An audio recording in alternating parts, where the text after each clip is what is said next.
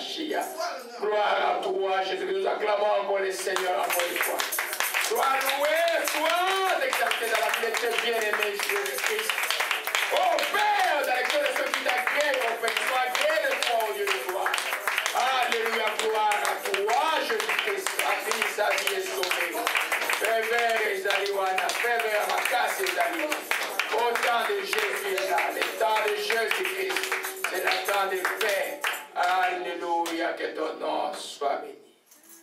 Je te dis que si tu crois, tu verras la gloire de Dieu. Je te dis que si tu crois, tu verras la gloire de Dieu. Tu verras la gloire de Dieu. Sur cette terre, tu verras la gloire de Dieu.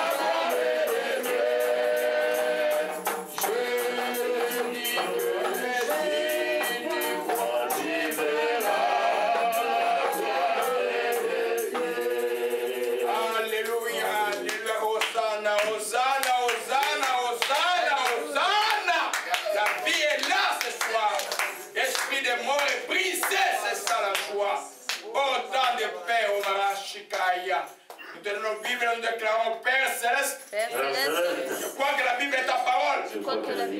Qu'elle est infaillible. Et quelle est la parole de vie. Aujourd'hui, elle me rendra la vie. J'écouterai ta parole. Et ta parole m'affranchira. Je te rends grâce. De préparer mon entendement.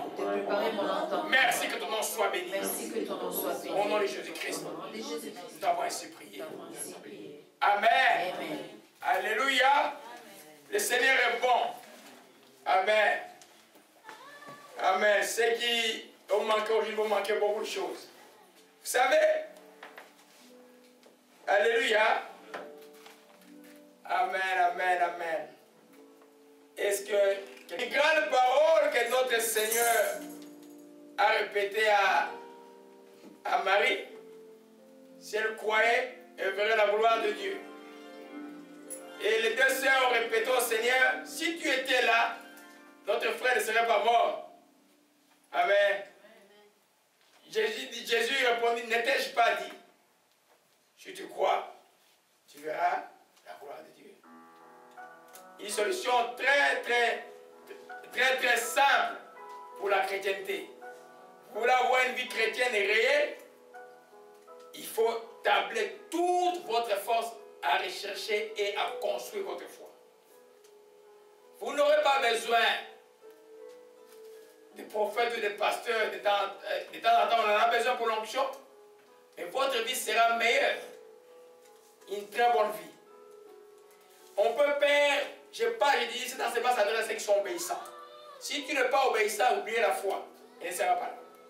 Mais quand tu es obéissant, Dieu veut que tu puisses t'établir dans la foi.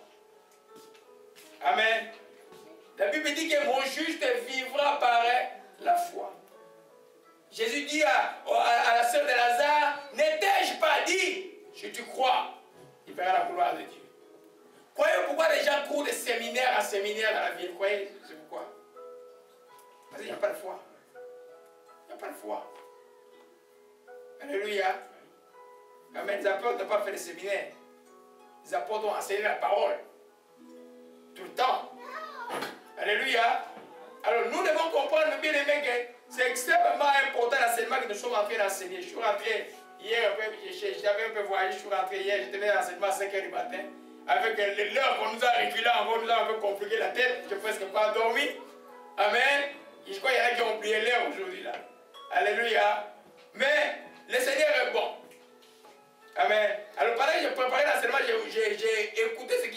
passé, mais c'était très profond. Alléluia. Nous sommes en train de voir les conditions qui transforment l'impossibilité à la possibilité. Si tu as des choses impossibles dans ta vie, suis cet enseignement. Et la première condition, nous sommes encore là-dedans depuis 4 dimanches, ou 5 dimanches, ou 6 dimanches maintenant, c'est simplement la foi. Alléluia. Alors, je suis arrivé dans la série où je chantais Paul nous pose la question dans 1 Corinthiens 13, verset 5. Amen. On va y aller. Amen. Dès Corinthiens 13, verset 5. Amen. Paul pose la question aux croyants. Ils disent, examinez-vous vous-même pour savoir si vous êtes dans la foi. Éprouvez-vous vous-même. Ne reconnaissez pas vous que Jésus-Christ est en vous. Alléluia. Alors la série que je vous ai enseignée, c'est pour m'éprouver, pour te prouver si tu es dans la foi, je vous assure. Quand il y a des choses de foi qui sont dedans. Alléluia. C'est des choses que tu regardes dans ta vie et tu dis, est-ce que moi je suis courageux? Dieu m'a donné une promesse. Il m'a montré la direction. Il m'a donné la révélation. Il m'a montré qu'en a de loin. Et je suis assez courageux où j'ai assez d'hardiesse pour aller atteindre mon but. Ça, c'est qu'on a vu le premier indicateur qui est l'hardiesse. Si tu es courageux, tu as déjà ton but. Jamais Dieu, le Dieu d'Abraham, te donnera une promesse et puis va laisser l'autoroute. Et une pente comme ça, là où tu vas descendre comme une voiture sans frein. Ça sera toujours une montagne un peu. Il faut que tu fasses un peu d'effort, tu sois courageux. Pourquoi? Parce qu'il veut te voir agir dans la foi. Alléluia. Amen. Alors, ça c'est ce qu'on a vu il y a plus de 6 dimanches. La dernière chose que nous avons vu, c'était la tranquillité. La Bible dit que c'est dans la tranquillité et le repos que sera votre salut. Vous devez être dans la tranquillité. L'Esprit disait tout à l'heure, prophète, gagne les combats dans la joie. Ça veut dire quoi? Ça veut dire que dans la joie, c'est que nous allons voir aujourd'hui là, dans la joie, tu peux gagner aussi des grands combats que quelqu'un qui a gêné pendant 40 jours. Amen. Parce que le diable est terrorisé par la joie. Amen. Je vais arriver à la joie. On a vu la tranquillité, on a vu la fermeté. Il faut être ferme. Des fois, Dieu te donne une promesse, mais les choses qui arrivent ne savent pas être les mêmes que les choses que tu attendais. Tu as besoin de rester préférable, d'être ferme. Des fois, les amis vont t'influencer. Les cycles qu'on avait voir t'influencer à gauche ou à droite. Tu dois rester ferme à ce que Dieu t'a assigné à faire. On a donné l'exemple de Daniel. Je suis parlé prophétiquement de Daniel ici qui est sauvé. Il y a quelqu'un qui est comme dans une épreuve très terrible où c'est comme le feu devant le plonge dedans, il n'y aura rien. Alléluia. Il n'y aura rien. Dieu va faire quelque chose. Alléluia. Amen. Et puis, on a vu l'assurance. Je ne vais pas beaucoup commenter dessus. Vous savez que les apôtres, quand ils ont été menacés en Alsace des apôtres, ils ont prié pour demander une seule chose à Dieu. Donne-nous l'assurance d'annoncer ton évangile avec puissance. Quand ils ont prié, la terre a tremblé. Et ils ont commencé à annoncer l'évangile. Tu ne peux pas manquer l'assurance, aller annoncer l'évangile aux gens, ça ne marchera pas. L'assurance, c'est un indicateur véritable de la foi. Alléluia. Amen. Et puis finalement, nous avons vu la paix. On a passé la paix. J'ai fait la différence entre... je parle de la paix qui vient par la foi. La paix que tu as sans avoir vu ce que tu attends. La première réponse de Dieu dans ton cœur, c'est la paix. Quand tu arrives quelque part où tu pries, tu veux savoir expliquer la volonté de Dieu. Quand tu trouves la paix dans ton cœur, c'est que Dieu a acquiescé la chose. C'est ok de la part de Dieu. Alléluia. Amen. Et cette paix, la Bible appelle la paix qui supporte toute intelligence. Autour de toi, tout est en train de gronder, mais dans ton cœur, c'est comme le fond de la mer, tout est doux. Alléluia. Amen. Alors, dimanche passé, c'était le jour de la joie. Amen. Comme indicateur de la foi. On va un peu continuer avec la joie aujourd'hui. Et puis, je vais annoncer les tout derniers indicateurs. Je vous garde une surprise. Je vais vous dire ça. Alléluia. Dieu est bon. Amen. Alléluia. Amen. On a vu. Alléluia. J'ai parlé de la joie de la foi. Était différente de la joie parfaite. La joie parfaite, c'est celle que quand tu as demandé quelque chose à Dieu, Dieu t'a répondu. Amen. Et tu as vu la chose. Ça s'appelle la joie de l'accomplissement. La joie de l'accomplissement, ça veut dire que tu demandais quoi? N'importe quoi on peut demander à Dieu. Hein? Tu demandais, par exemple, un enfant. Amen. Et puis tu vois l'enfant naître. Tu as cette joie que tu as là, c'est pas de ça que je parle. Je parle de la joie que tu as quand la promesse est annoncée. Et quand tu as reçu la promesse que Dieu a dit que j'aurai un enfant. Alléluia. C'est cette joie-là qui est indicateur de la foi. Parce qu'un enfant de Dieu, tu dois être dans la joie. Sinon, ça ne marche pas. Amen. Je ne peux pas venir vous enseigner si j'ai regardé tous mes problèmes un par un. J'ai dormi au lit avec 10 couvertures.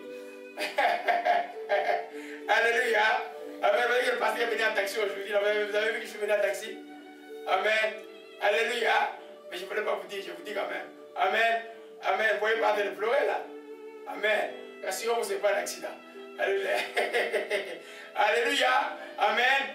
Amen. C'est pour dire qu'il y a une joie qui procède de la foi. C'est-à-dire quand tu as reçu, parce que ton attitude doit changer parce que tu as reçu, tu es dans la joie.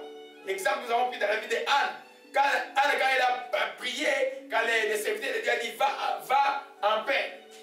Elle est partie, elle ne fut plus jamais. La Bible dit que la figure de cette femme ne fut plus jamais la même. Parce qu'elle avait reçu. Elle n'était pas encore enceinte, mais elle avait cru que Dieu l'avait exaucée. Alléluia. Beaucoup d'entre nous n'ont pas encore cette expérience. C'est là où vous allez avoir cette expérience. Quand vous l'avez, les gens autour vous disent, ce n'est pas normal. Alors vous êtes vraiment dans la normalité des choses. Parce que les gens veulent vous inquiéter des mêmes choses que eux. Ah, il manque ceci. Ah, non. Quand il manque quelque chose, tu fais quoi? Tu vas à genoux, tu demandes au Père. Amen. Tu demandes avec quoi? Avec foi. Quand il te met debout là, qu'est-ce qui se passe? Tu es dans la paix. Amen. Et tu exprimes une joie. Alléluia. Amen. On a vu... ok, je vais continuer directement aujourd'hui. Dimanche passé, on avait arrêté. Quand tu as reçu, ta réception doit se manifester par une attitude de joie. Amen. Amen. Je sais que souvent dans la délivrance, les gens, vous savez, une fois je suis allé prier pour une, on m'a appelé au Texas, il y avait une nièce. Alors une petite sœur, des petits sœurs avec qui on a grandi quand on était enfant. Alors une des nièces avait un problème de la sorcellerie. Et puis on m'a appelé pour aller prier pour la petite. Alors je suis allé, et c'était d'abord été très combattu. Je pris mes amis, tous mes amis avant de voyager. Et puis j'ai acheté 3 pantalons, 3 chemises, je suis parti. Amen. L'histoire c'est long, je vais vous raconter ça. Ça a été retrouvé après. C'est une femme juive, j'avais donné dans son lavage, et puis le lavage avait fermé par la ville. Le juge n'allait pas du tout, était bloqué, scellé par la ville. Je ne pouvais rien retirer. Et puis quand je suis retourné, elle n'était plus là. Mais 3 ou 4 mois après, elle est venue chez le quartier, elle m'a vu. Il m'a remis mes amis. Et puis il m'a parlé de son problème parce que John l'avait quitté. Et on a prié pour que John retourne. John c'est un juif orthodoxe avec un chapeau, il avait quitté sa femme. Alors on a prié pour que John retourne et John est retourné. Amen. Alors pendant ce voyage, c'était en 1997, je suis allé au Texas. Alors quand j'ai fait la prière de la délivrance, la petite me demande, mais Yaya, je n'ai pas vu la chair sortir de la bouche. Elle n'a pas vu la chair humaine sortir de la bouche de la petite. C'est qu'on leur a dit, j'ai dit, mais c'est ce qu'on vous a enseigné. La sorcellerie, c'est un esprit. Ça, tu ne peux pas voir ça par les yeux. Par une vision, tu peux voir. Par les yeux, mais tu vas voir les chair sortir. Amen. C'est pour dire que dans la délivrance, tu attends les signes. Ta délivrance va traîner longtemps. Amen. Tu reçois de la délivrance quand on prie pour toi. Tu reçois de la délivrance par la foi. Moi qui prie pour toi, je crois que par la foi tu es guéri. Et ta foi et ma foi produisent un miracle. Alléluia.